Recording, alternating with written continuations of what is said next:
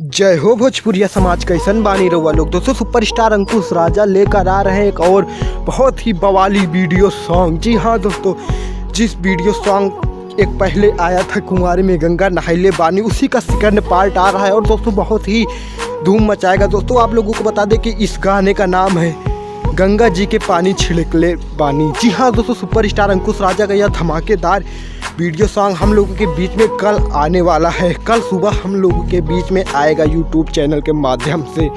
तो दोस्तों सुपरस्टार अंकुश राजा के जितने भी फैन हैं उनके इस गाने को अपना बहुत सारा प्यार और आशीर्वाद दीजिएगा, क्योंकि दोस्तों सुपरस्टार अंकुश राजा का यह सॉन्ग बहुत ही ज़्यादा बवाल मचाने वाला है।